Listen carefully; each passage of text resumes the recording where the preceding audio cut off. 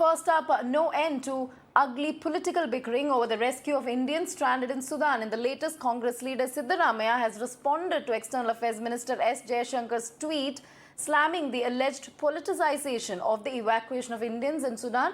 Siddaramaiah says he only appealed for help, and if the ministry is busy getting appalled, he should redirect them to someone else who would get stranded people back. The row erupted after the ex-Congress Chief Minister Siddaramaiah tweeted an appeal to help people from his state Karnataka stranded in Sudan. Meanwhile, Indians in Sudan have been repeatedly sending out SOS. The situation is tense amid crossfire between the Sudanese army and a rival paramilitary force. As per sources, India has set up a dedicated control room and is collecting regular reports on situation of Indians in Sudan. The government also said to be coordinating with various countries to ensure the safety and security of Indian nationals in Sudan.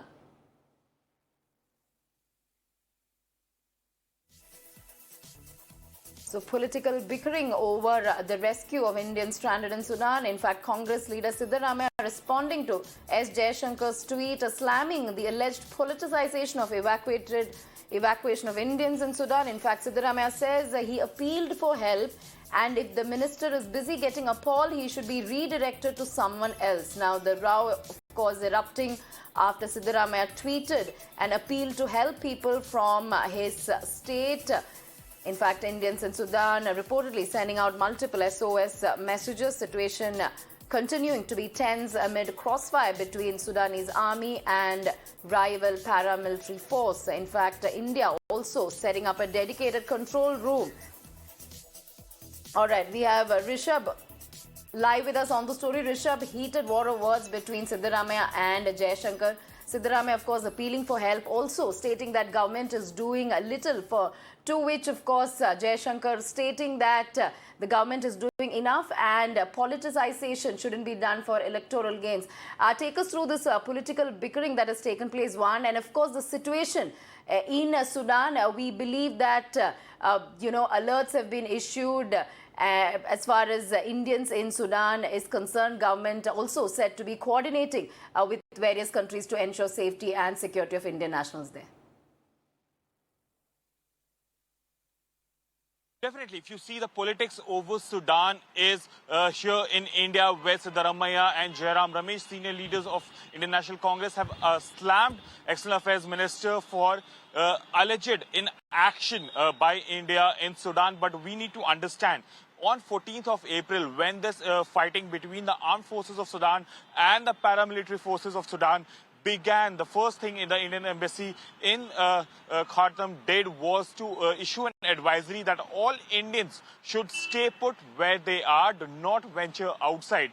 We have seen three advisories coming in from the Indian embassy, but now what we know, the Indian External Affairs Ministry is in touch with its embassies in UAE as well as Saudi Arabia, along with the High Commission in London as well as Washington.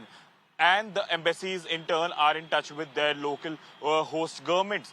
What is India trying to do? Right now, India's priority is safety of over 1,500 Indian nationals who are in Sudan. Given the fighting there, we understand that if there is an evacuation requirement, these countries, be it UAE, Oman or Saudi Arabia, will be the factor where India can encash. The relationship between India and West Asia can be encashed to ensure safe passage for Indians back home. So that's the reason that the External Affairs Ministry is in touch with these countries. The sources within External Affairs Ministry have suggested that a continuation of dialogues between these countries has helped India to streamline process. A control room has been set up here in national capital, but India is in touch with these countries to ensure that the evacuation process, if required, can be done easily. What also is very important, that Joe Biden, the President of the United States, had requested for a 24-hour truce between both the forces, which has not been accepted. And on the fifth day today, the fighting continues.